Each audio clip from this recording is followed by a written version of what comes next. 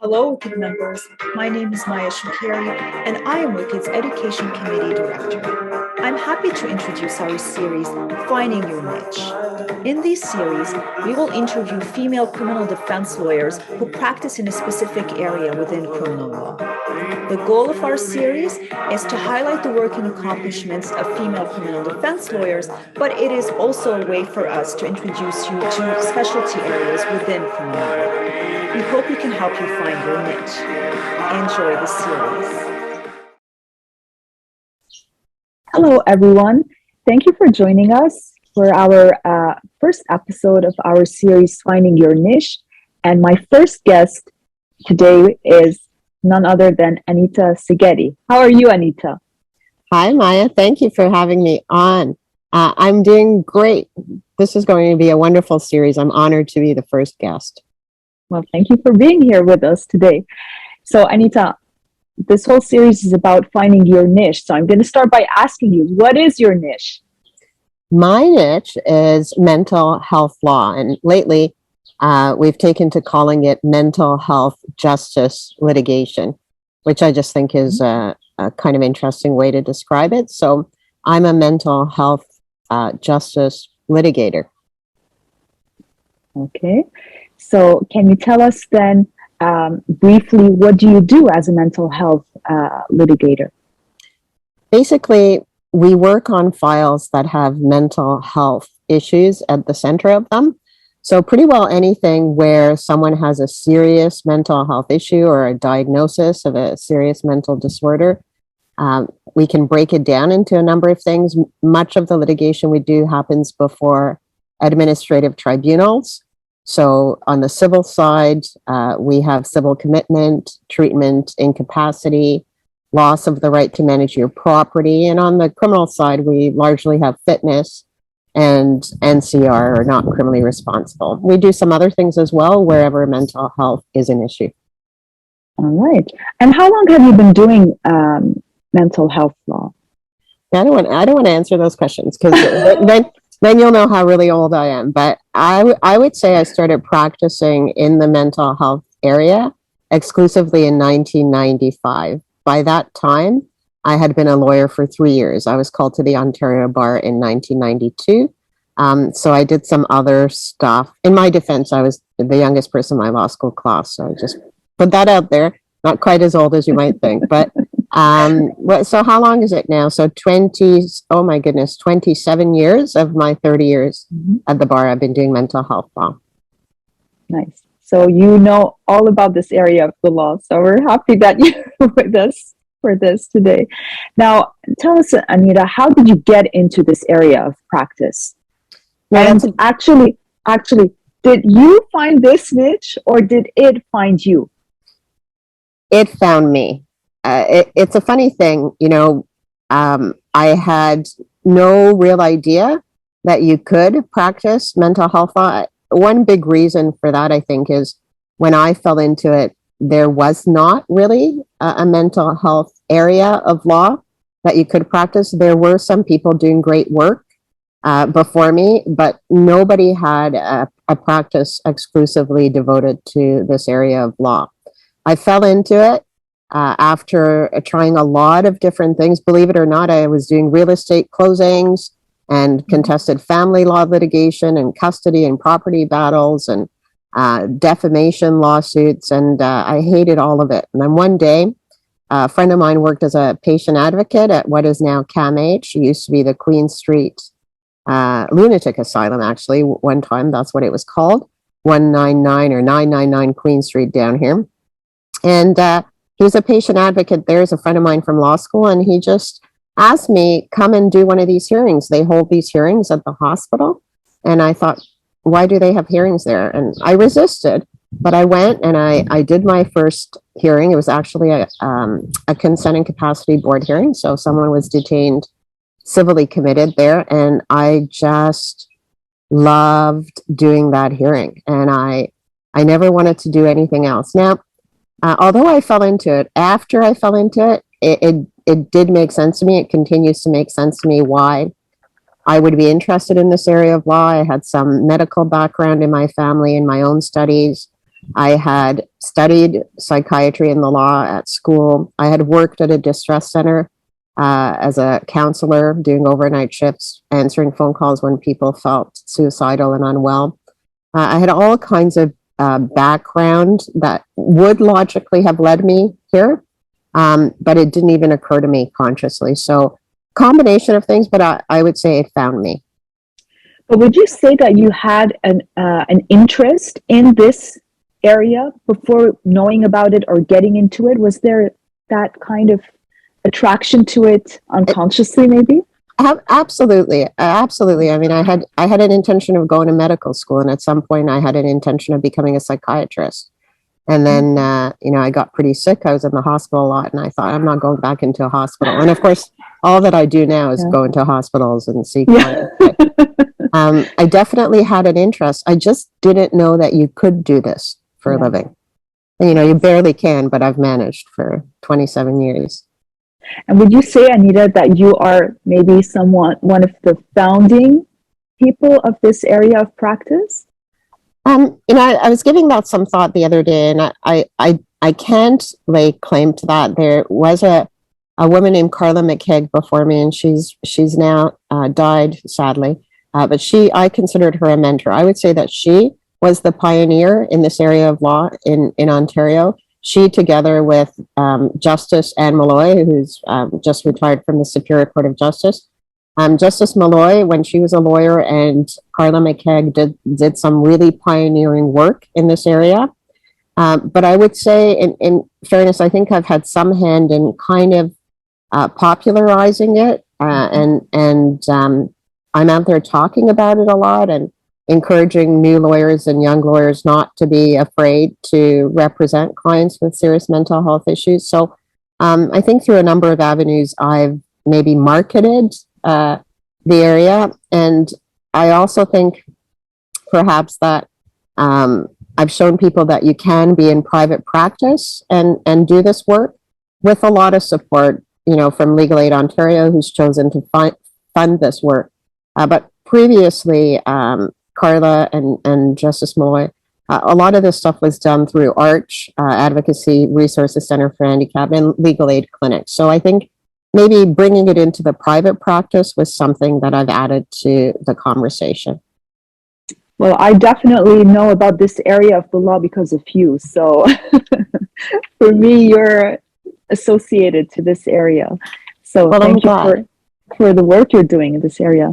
But Anita, do you take on as well, so because you have a very specialized practice, but do you also take on files that are non-mental health cases? I would say not really, except that we do a specialized area of work that isn't necessarily about mental health, and that's inquests. We do a lot of coroner's inquests work. So almost every year I'll take at least a month, sometimes 2 or 3 months out of my schedule to do inquest litigation. And usually we get involved in cases where mental health is somehow an issue, but there isn't someone with a mental health issue that I am representing as a client. So I do a lot of public interest intervention work in different areas, including in the Supreme Court of Canada. So inquests and appellate litigation that aren't necessarily about mental health are things that I do. And how do you get into that type of work? When we do get involved with a case, it'll somehow be adjacent to something that I've worked on elsewhere that had mental health related to. So a good example, for example, is this Thursday, we're expecting a decision out of the Supreme Court of Canada that will define what it means to be a public interest litigant. And although the facts of that case had their genesis in a constitutional challenge to the Mental Health Act of British Columbia, the case itself is about public interest standing and what it means to be a public interest litigant. A number of the cases I've done in the Supreme Court of Canada had to do with actuarial assessments of risk, not necessarily to do with mental health, for example, or the fees owed to amicus curiae, CLA and AG. I was involved in that. So these things don't directly have anything to do with mental health. How do I get involved with that? I've done a lot of appeals, and I'm lucky to have a number of clients who tend to intervene in public interest matters. So I get to look at a lot of interesting areas of law that maybe have their genesis in something adjacent to mental health, but have grown into something broader and bigger. But would you say that it's actually your work in mental health that got you into this other type of work? So maybe opportunities can come from what you're already doing that can lead you to something different. Absolutely. Right? It seems like it. Absolutely. And the connections you make. So if you do a lot of appeals, you get to know the appellate bar, which is a small subsection of the litigation bar. Yeah. And then when people need interveners, they need support, they're looking for a perspective from an organization. They know that you're experienced in doing appeals. They know that you can do things on short turnaround. They know that you'll be helpful to the court. So a lot of it is knowing people, getting to know people on both sides, on all sides of the bar, not just your own side. And then you just get a call saying, hey, there's this really interesting case coming up. I think it might be up your alley, or you may have clients who may have an interest in this area of law that could impact your client. So absolutely, one door leads to many others. It's been my experience. That's really good to know.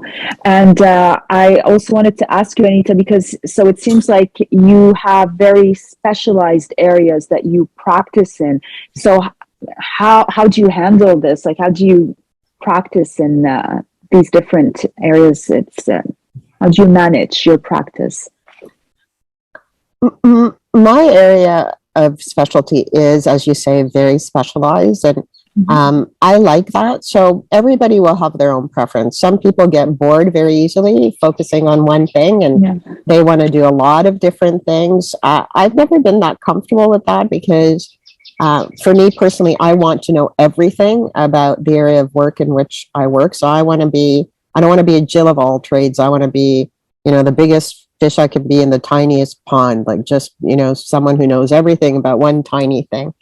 So it's always scary for me when I venture out of my comfort zone and do something bigger and something I've no idea about. Sullivan and Chan was a good example. There's a huge learning curve there for me. So then I just surround myself with subject matter experts. I just find who are the people that know whatever it is inside and out, and ask them to join my team and work with me. I like to collaborate. I like to work with other people, and you'll find that there is a subject matter expert, a content expert in every area of the law. So you just find that person and see if they want to work with you. And I think you'll find that most people do. People love to work in teams. They love to collaborate. It's more fun than working in a silo and on your own. And the work product is always better at the end of the day when you've got a number of people together. More brains make better factums, better arguments, better cases, and lead to more wins. And a great learning experience. Absolutely, for everyone, whatever stage of your career you're at. You're never too old to learn. I agree. Now, Anita, can you briefly tell us what's the difference between mental health law and criminal law? A big chunk of what we do in mental health law and mental health justice is part of the criminal law. So when you're dealing with people who are not fit to stand trial, and when you're dealing with people who are not criminally responsible, and when you're representing people before the review board, the criminal code review boards, I think of that as purely criminal law. It's, it's part 20.1 of the criminal code. It's a big section of the criminal code.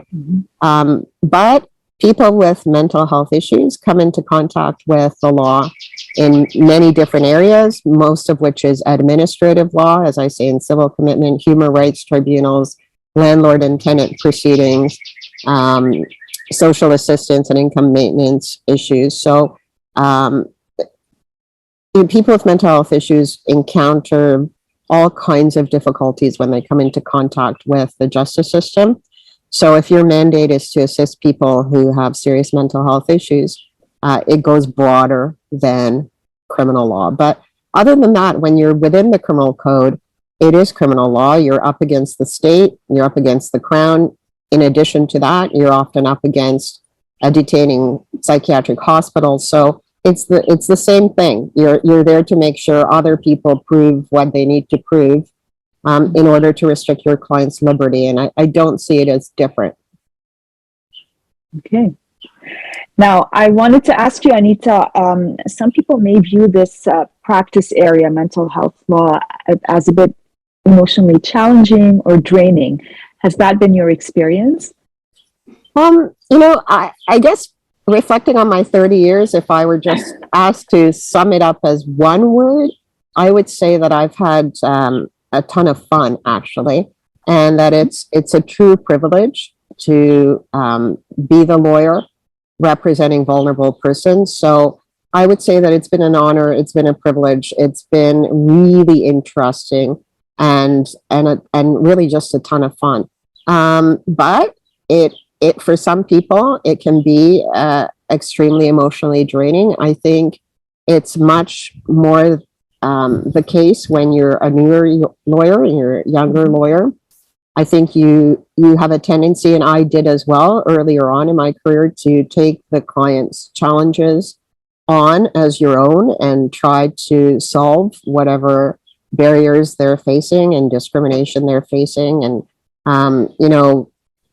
sort of attempt to get into a social work mode with the clients. That I find takes away from my ability to be their lawyer and to advocate their legal case. So once I was able to separate some of that, I got the space to focus on the law and what I could fix and address for the client. And I certainly feel less emotionally drained as a result of that. I think probably a bigger drain emotionally is dealing with the logistical challenges of representing everyone on legal aid and working within the administration of legal aid and very, very limited resources. I think that's probably the hardest thing. But yes, the clients have difficult lives. Yes, they don't have other people in their lives. Tragically, often they don't have supportive family or a friend network, and they tend to rely on us as their lawyers, perhaps more than other client bases would. And they do want you to be there for them all the time. However, I think just drawing some boundaries, explaining that you can't do that, and that you need to focus on their legal case, sort of has helped me to manage that and get some emotional distance there. I don't know if that answers your question. But it does, but you actually, you're mentioning here an important point, which is maybe a big challenge for many new lawyers, and it's learning how to dissociate and know your limits as a lawyer, that you're not there to be the client's social worker and lawyer. But if you can maybe just explain a little bit more on how did you get to that point where you were able to put, let's say, limits as to what is it that you're going to be doing for your clients? It took me a while, because at first, you don't have a lot of clients. First of all, when you're starting out, you may just have a handful of clients. You have all the time in the world, in a way, for each client. And it's easy, we're a helping profession. We want to help. We signed on to help. We want to improve the lives of our clients. And particularly if they're struggling to navigate a system, a health system, or social networks, we want to advocate for them. And we see the unfairness that they're facing in their daily lives. And we know that if we insert ourselves into those conversations, we might be able to achieve things for the client that they can't do on their own. So it's really tempting to do that. But at some point, I realized that,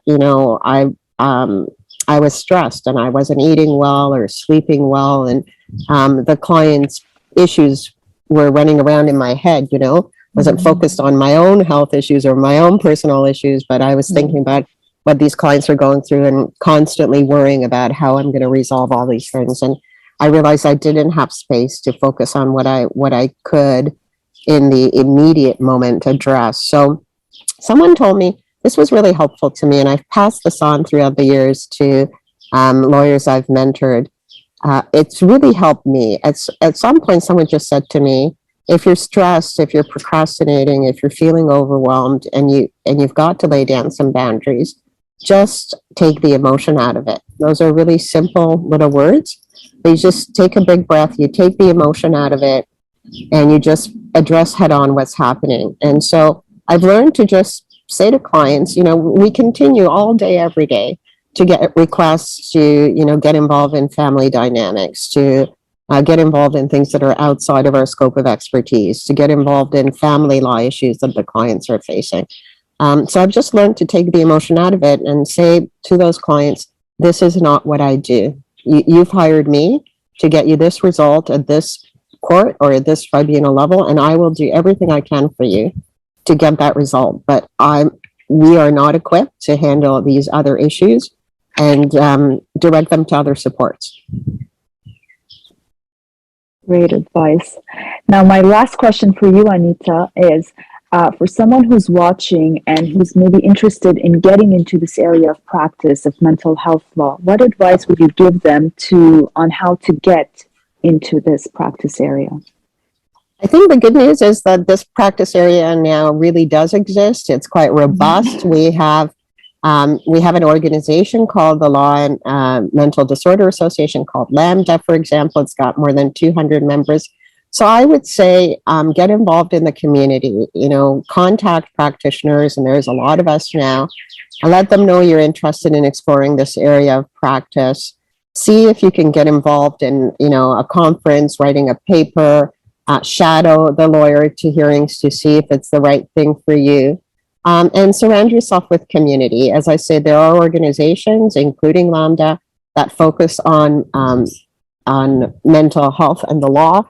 And you can also specialize in its subspecialties. You can join WiCCD. You can join, if you're eligible, you can join associations geared toward the criminal law or the civil law or whatever aspect of the mental health justice practice you're interested in.